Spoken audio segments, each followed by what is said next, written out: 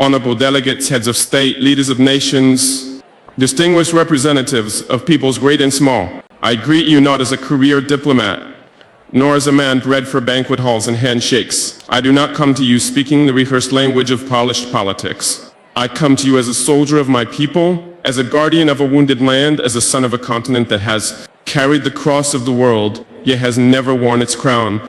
My name is Captain Ibrahim Traore, President of Burkina Faso, and today I speak not only for the 22 million souls in my nation, but for a continent whose stories have been twisted, whose pain has been ignored, and whose dignity has been repeatedly auctioned off at the altar of foreign interests.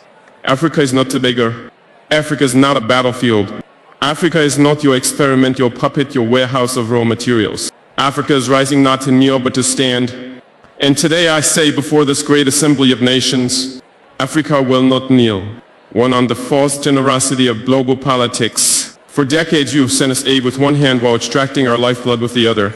You build wells in our villages while your corporations drain our rivers. You donate vaccines yet patent the cures. You speak of climate action yet continue to fund the very forces that burn our forests and dry our lakes. What kind of generosity is this? The kind that feeds the mouth but silences the voice. The kind that keeps a man alive just enough to keep him dependent. We are not blind to this hypocrisy. Let me be clear, we are not ungrateful for sincere humanitarian assistance, but we reject a global order that disguises exploitation as partnership. We reject financial institutions that lend with one hand and steal sovereignty with the other. Africa no longer wants charity. We want justice. We want control over our own destinies. Too on the chains of colonialism and its modern descendants. Our wounds did not begin with us. They were inherited legacies of an empire-building madness that saw us not as humans, but chiefs, as cargo laborators. My ancestors were not consulted when maps were drawn with rulers and compasses in Berlin. The borders of Burkina Faso, like those of many African nations, were not carved by our ancestors, but by men who had never stepped foot on our soil, who knew nothing about languages, our tribes, or our spirits. Today, colonialism has a new face. It wears suits, it hosts forums, it signs contracts in Geneva and Paris and Washington. But it still takes without consent, it still dictates instead of dialogues, it still silences instead of listening. If you want to talk about peace, then let's begin by unlearning the arrogance that peace is something only you can teach us. 3. On resource exploitation and the myth of development. They call us developing as if the theft of centuries did not set us back. As if the gold from our lands, the diamonds from our rivers, the oil beneath our feet did not build the very skyscrapers in which this assembly sits. Let us speak plainly. Burkina Faso is rich, Africa is rich. Rich in minerals and culture and wisdom and youth. But you have taught us to measure richness in GDP and export value. You call it development when a foreign company owns 90% of a gold mine on our land. You call it progress when your security forces guard cobalt mines but not our children's schools. That is not progress, that is piracy with legal documents. From now on we will define development on our own terms. Development that puts children in classrooms, not minerals on cargo ships. Development that respects the land, the people, and the soul of a nation. 4. On sovereignty and interference. Why is it that when an African nation makes independent choices we are called unstable?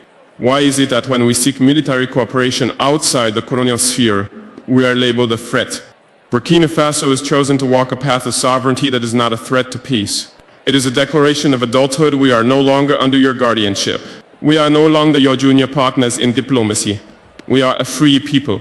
If a nation chooses partners that respect it rather than exploit it, that is not rebellion. That is wisdom.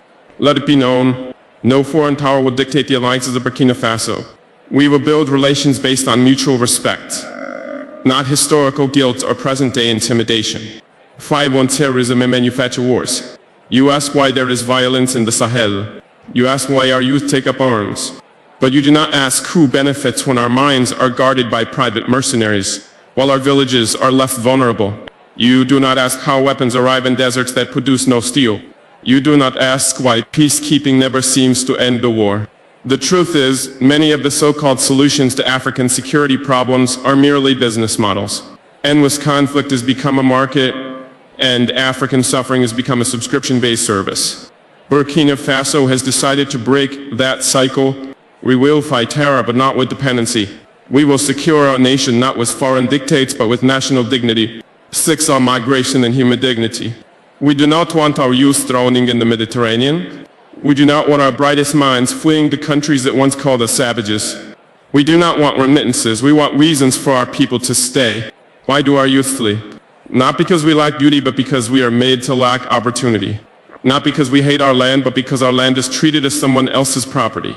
Migration is not a crisis, it is a symptom of wars we did not start, of loans we did not need, of a world order that tells our youth their only value lies outside their own homes. The solution is not border fences. The solution is justice for 7 on Africa's place in the world. Africa is not a mistake to be fixed. Africa is not a failed continent. Africa is the womb of the world, the cradle of civilization, the keeper of tomorrow's hope. We have been made invisible in global decisions that affect us deeply. At the UN Security Council, Africa with 54 sovereign nations has no permanent seat. What justice is this? You call it balance? We call it betrayal. You speak of democracy, yet uphold a global structure where the powerful few veto the dreams of the many. We will no longer whisper in rooms where we deserve to speak with full voice. Aid on faith and spiritual dignity. We are a spiritual people. Before your cathedrals, our ancestors sang to the sky. Before your missionaries, we knew the language of the rivers and the laws of the sacred forest. Christianity came, Islam came, and we received them not as slaves but as seekers. But now we ask, will the church and the mosque stand with us, truly with us, when all people are displaced by greed, masked as globalization? Will your pulpits echo our cries or only repeat the songs of the powerful? Faith, too, must be decolonized. It must walk with the poor, not the privileged. 9, on unity among African nations. This is not a speech from one country. This is the stirring of a continent. You see Mali, Niger, and Burkina Faso forming a new bond. You fear our unity. Why? Because it threatens the myth that Africa can only rise under your supervision. We are uniting not to wage war, but to wage dignity. To pool our courage, to share strength. To protect each other when the world turns its back. Pan-Africanism is not a dream. It is our lifeline. And we will build it stone by stone, heart by heart, with or without your approval. 10, to the youth of Africa.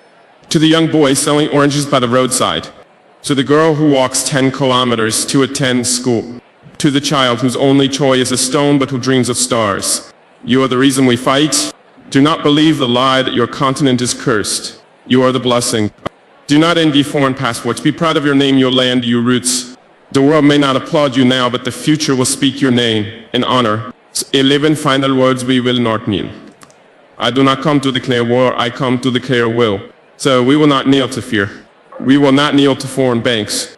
We will not kneel to outdated empires masquerading as friends. Africa is not asking for a seat at your table. We are building our own a table where no child eats last. Where no nation is silenced because it lacks nuclear arms. Where justice is not filtered through the lens of race or history, but shared as breath is shared. This is our vision and this is our vow. Let the world hear it today and always. Africa will not kneel. Thank you.